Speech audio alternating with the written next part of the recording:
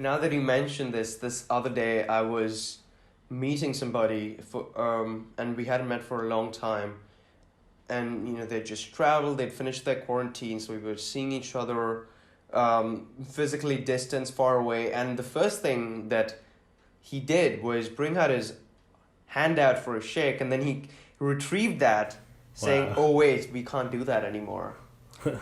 And it made me realize, wow, I haven't shook somebody's hand in nearly a year. That was just something we did casually. Wow, yeah. But do you remember the last time you shook somebody's hand?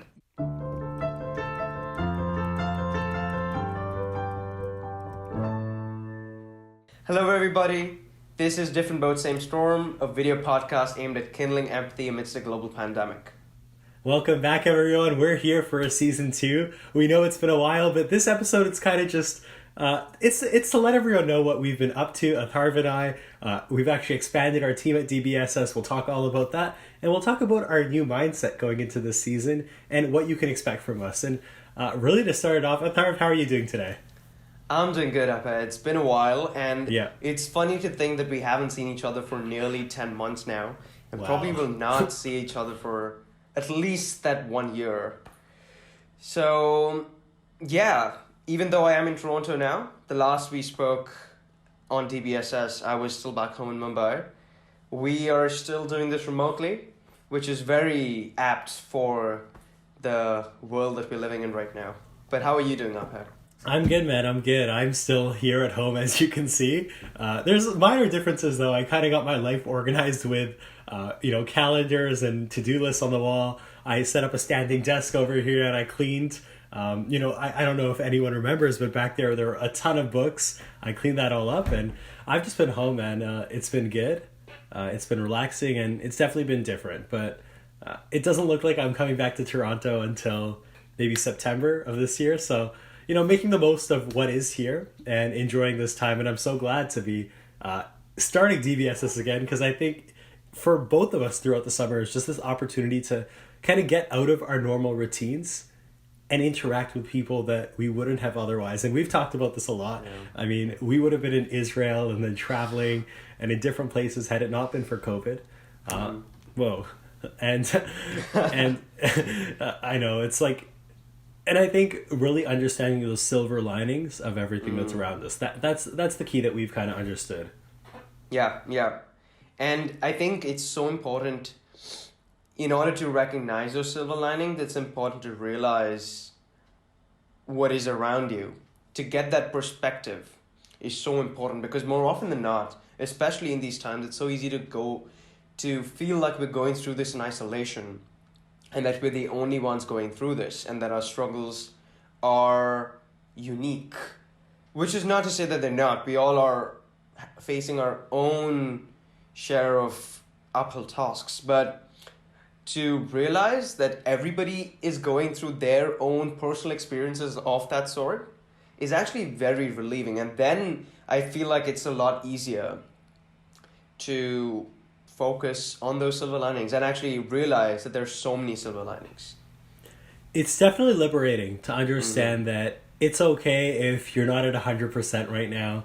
And I remember in the beginning of the pandemic, there were all these articles that were coming out like, this is your time to be productive. This is your time to catch up on all those books that you wanted to read or start a new hobby. And on the other side, though, there are people saying, hey, we're in the middle of a global pandemic.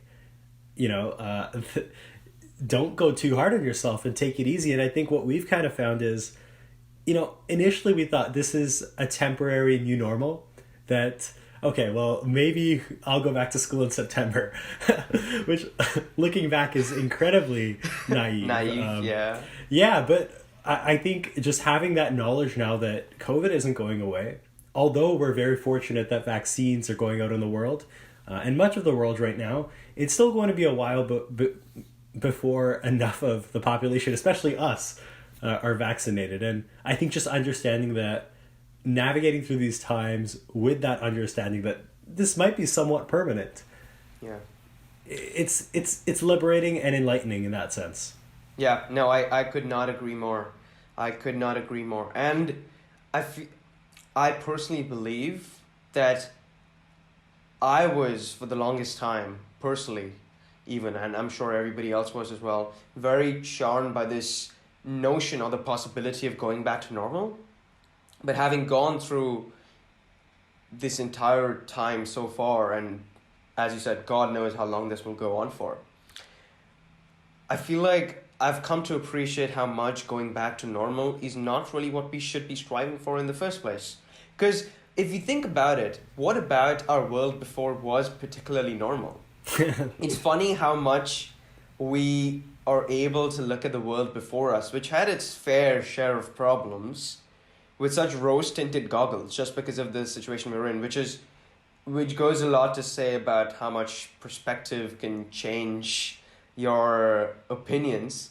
But at the same time, striving to go back to normal, having gone through everything that we've gone through right now, in my opinion, discredits and undervalues the learnings and the lessons and the new perspectives that we've gained through these times.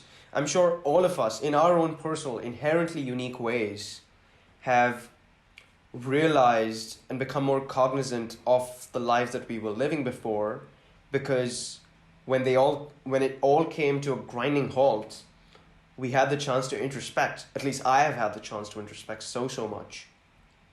And would I have liked it to happen in this manner?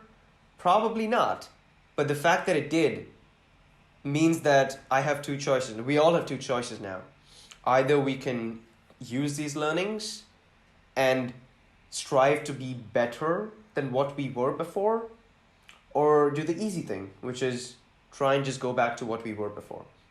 But I believe, and this is where this decision of ours will play a crucial role in what the future looks like, is whether we decide to be complacent right now, or we decide to take the mantle, given the opportunity, and try and make the world around us a better place. Try and make ourselves better positioned for whatever the future holds for us. Yeah, definitely. And that's such a great point.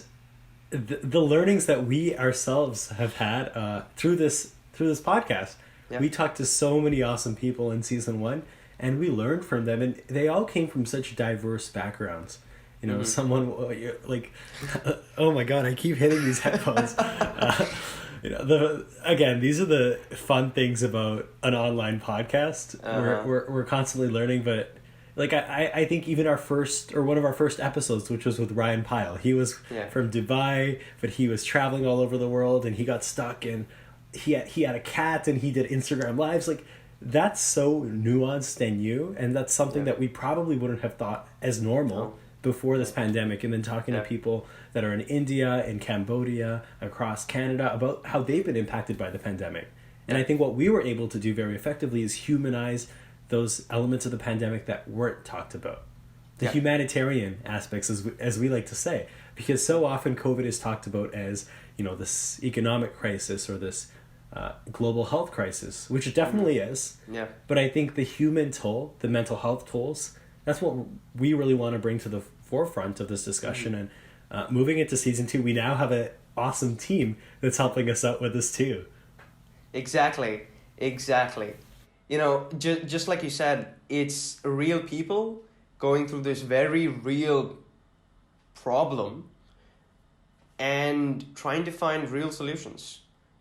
And I think for us to all realize that this is very real, and it's not a superhuman race that is going through this experience that is just supposed to be unabashed about anything that's going around them, is something that a lot of us, I think, now have gotten over, which I'm very happy about.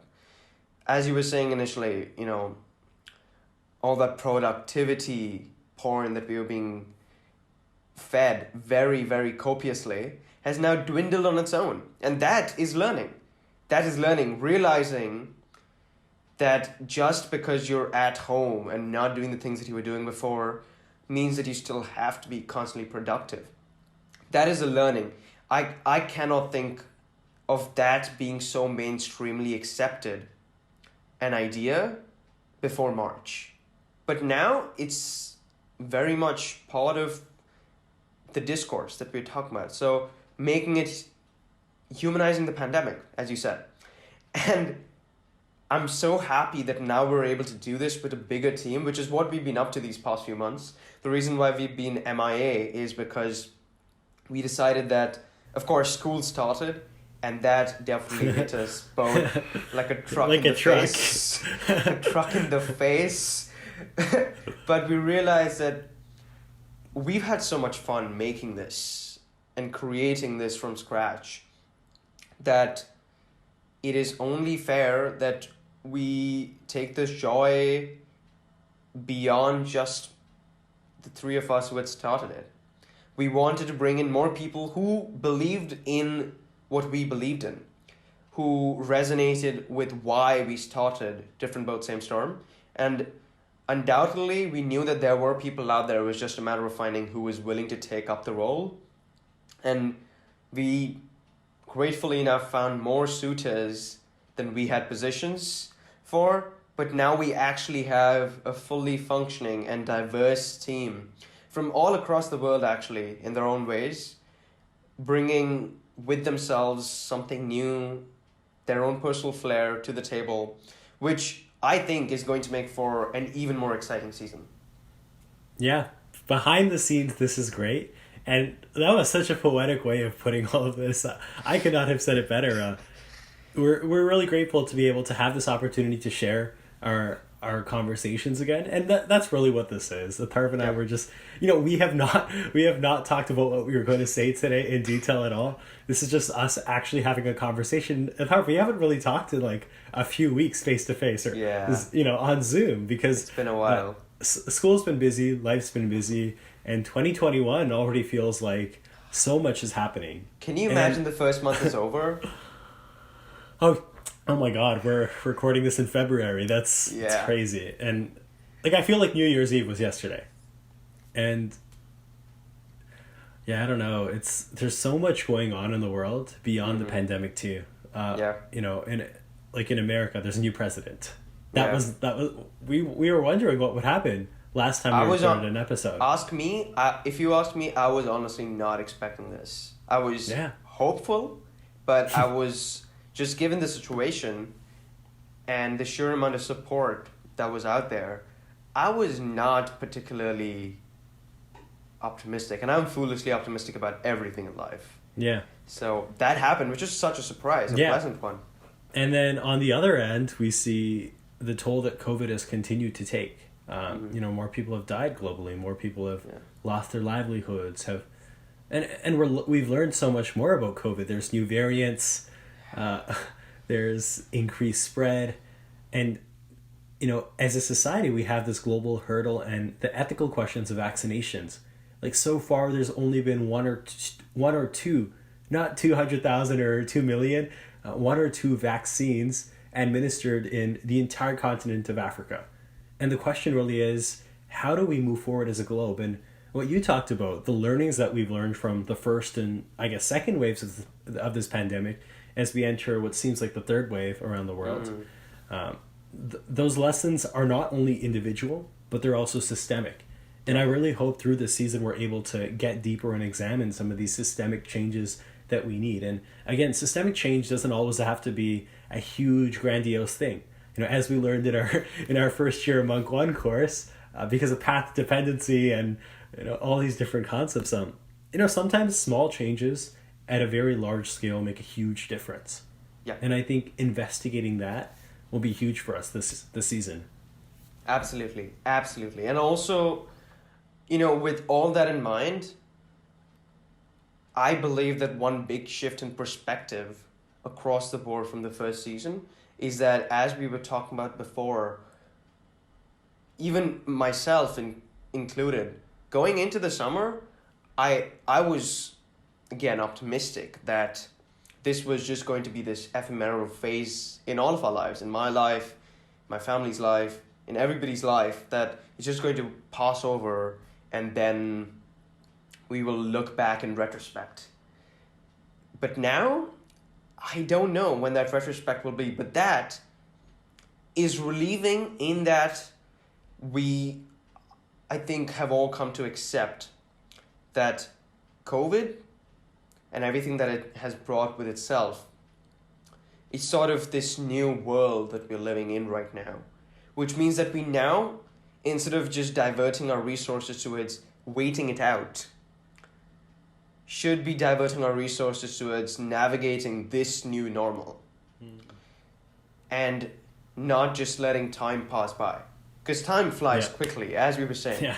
New Year's was yesterday. The fact that it's been nearly a year since this all unraveled is also insane. But that's just how time goes. And there's so much happening. We're always going to be busy, which is why it's more pertinent and more rewarding, I think, for all of us to spend that time to try and reflect and focus on finding joy in not doing the same things, because we probably can't do the same things, but finding new things, finding unexplored and uncharted territory to expand the horizons. Yeah, definitely. Like, it applies to every aspect of life. Yeah. And the change that we're, like, how long do you think we'll have to wear masks for? Because I feel like it's years. You know, I feel like I would not go on an airplane without a mask in the future. Yeah. No. Or go to a crowd. I mean, I can't even imagine myself going into a large crowd. It's just the way that I think psychologically too and socially that we've had to change. It's fascinating, and I don't know. I'm very interested in learning more about that. Me too. I mean, now that you mentioned this other day, I was meeting somebody and we hadn't met for a long time, and you know they just traveled. They'd finished their quarantine, so we were seeing each other, physically distanced, far away. And the first thing that he did was bring out his hand out for a shake, and then he retrieved that, saying, "Oh wait, we can't do that anymore." And it made me realize, wow, I haven't shook somebody's hand in nearly a year. That was just something we did casually. Wow, yeah. But do you remember the last time you shook somebody's hand? No, I mean, again, I'm still out here with my parents, but I don't shake my mom or dad's hand. Exactly, right?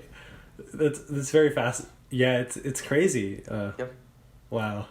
That just has me, like, in my own head right now, like, actually thinking back. It was probably in Burwash Dining Hall at Victoria College. Yeah. You know, maybe in, like, early March, where I met someone new and shook someone's hand. I was reading an article, I think it was in the Varsity, about how we've lost a whole class of friends, a whole group of friends that you would meet by just, you know, by coincidence, or people that were part of your life because you lived near them, or, you know, the people that you didn't have to make an intentional effort to meet. And I think nowadays it's like I could spend a week on my phone, on YouTube, studying, I mean, hardly studying, but studying, working on other stuff, and not talk to someone outside my household. Yeah. And it's just totally different. But, you know, not to dwell on that too much, because I think we've all understood that, like, COVID has had impacts on our social lives, and psychologically. I mean, where do we go from here for this season?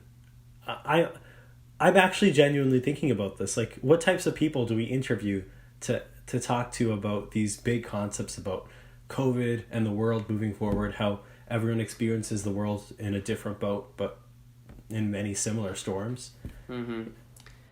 Yeah, it's something that I've been thinking about so much recently, because I think one thing that both of us agree on is that even though this started off as something which was COVID-centric, the notion of different boat, same storm is not something that's just restricted to COVID.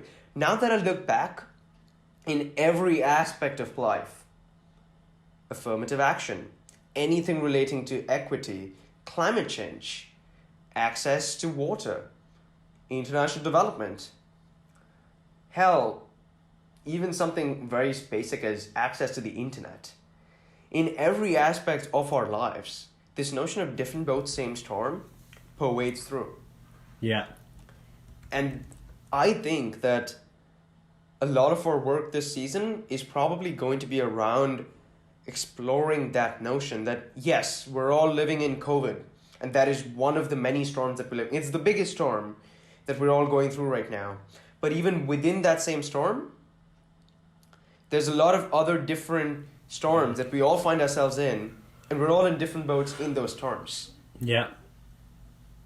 It's a really Maybe good that'd be a way to analogy. go about it. Like, Yeah. I love, again, like the name Different Boat, Same Storm. I think we've talked about this, but I think I was listening to a hockey podcast, and I always love saying hockey podcast because, like, I think you didn't even know that hockey podcasts were a thing when we started talking I did not. about. Yeah, and I was listening to this hockey podcast, and this was in the summer, you know, during the time of the resurgence of the Black Lives Matter movement, and they were talking about racism in the game of hockey, and how, although all players are in the same storm of professional hockey, you know, being in the NHL, they all have such different boats. And really, in our lives, we're all our individual boats, and looking at people as individuals, not as members of some larger group identity or members of some storm that they're facing. Looking at people as individuals and then empathizing with those individuals and their actions and where they come from. That's what we've talked a lot about in our first season, and I'm excited to be able to do that again for this coming season. And like you said, climate change, mental health crises, all these different things in the world. Like, looking at the scale of protests in the world right now, like in India, there are massive protests. In Canada and the States, we've seen so many protests over the past years. In South America and Asia, like, every part of the world has seen some uprising over the past year. And it's, you know, I don't know if this has been normal. Maybe it's just because I'm now a student of peace, conflict, and justice and global health that I'm seeing these things more. Or if it's actually it's a time where a lot of change is happening. And I think even with the stock market and GameStop and the way that we view the world at a large scale, I think it's changed in more aspects than just COVID. And looking at it through the lens of different boat, same storm can be so powerful for analyzing all of this change. Yeah, absolutely. And you know, one thing that I've been wondering myself is it just there's a lot happening right now, or there was always a lot happening, but I just wasn't focusing on it? And I think that because a lot of our lives as they were have come to a grinding halt, we've become so much more cognizant of that. I mean, can you imagine that the refugee crisis, which was all everybody could talk about, just hasn't been on the news since forever? It's not like it stopped, but it's still ongoing, but nobody's talking about it. There's so many other things like that. The fact that, you know, the Arctic is melting away furiously. We were talking about it quite a bit, but suddenly it just does not seem to be as pertinent enough. Or at least it doesn't have that kind of attention from media. Definitely. And coming to the notion of what you were saying about, you know, analyzing the individual, realizing that we are inherently unique individuals is what we're going for. But at the same time, they're in the same storm, and we are inherently social animals, which means that even though we're individuals, we do interact with each other, which is why we need empathy in the first place. If we were just isolated and just individuals, then probably no need to look around because you're functioning independently of everybody else. But we're not. We're so interdependent on each other that we need to have that empathy, need to be able to put ourselves in the shoes of everybody else around us, as many people around us as we can. And that's the balance that we at Different Boat, Same Storm are going to try to strike. It's going to be a hard one, but then again, we aren't in this to do the easy stuff. Yeah. It'll be a fun ride. And be a fun ride. Starting to wrap up here, I think that concept of the erosion of empathy in our society globally because of polarization, and oftentimes that's fueled by the people at the top. Both of us wrote essays about this for our PCJ class. Flashbacks. But looking at the erosion of empathy, looking at polarization, looking at how these things interact, it'll be a lot of fun. I think it'll be a lot to learn for everyone here. And we really do want to get our audience involved too with this coming season. We're going to be very active on social media, on TikTok probably. I've never had TikTok, but who knows? It's worth... Yeah, TikTok. This is where it switches. TikTok is of the times. Instagram Reels will be on Twitter. We'll be tweeting maybe live during the episodes when they're released. There's so many different things that we want to be doing to continue to engage with our audience. Different boat, same storm. It's a lot more than the pandemic. And this season we're looking at the idea of us being in different boats in the same storm of life, of the chaotic lives that we live in and the chaotic world that we live in. But, ultimately there's a lot of beauty and there's a lot of optimism that we can get from this world. Yes. The fact that the notion that we can still find joy, and then we continue to find joy despite the chaos outside, not disregarding that chaos, but realizing how important it is to find joy because of the chaos, is what I think is the theme of everything that we do here. We're not saying that the world is perfect. In fact, it's important to accept that it's not perfect, which is why we all need to put a more active effort of trying to find joy, because it's never going to be perfect. We have to make the best of our circumstances. And speaking of the different things that we want to do in this season, I also want to put this out there that we want you all to tell us what you want to see on this season, because this is as much yours, if not more, than it is ours. We are just a couple of naive 20-year-olds 19, yeah, I'm the only. We're just a couple of naive university students trying to talk to new people on a Zoom call. And learn. Yeah. And share. And learn. That is the core of everything that we do here. But you are as involved in this journey as much as we are. And if we are to embark on this journey together, we need all hands on deck. So with that in mind, we're really, really excited to have you on board this new journey. We'll be back soon with a new guest in a different boat, but in the same storm. We'll see you around. Take care, everyone. Thank you. Bye, Atharv. Bye.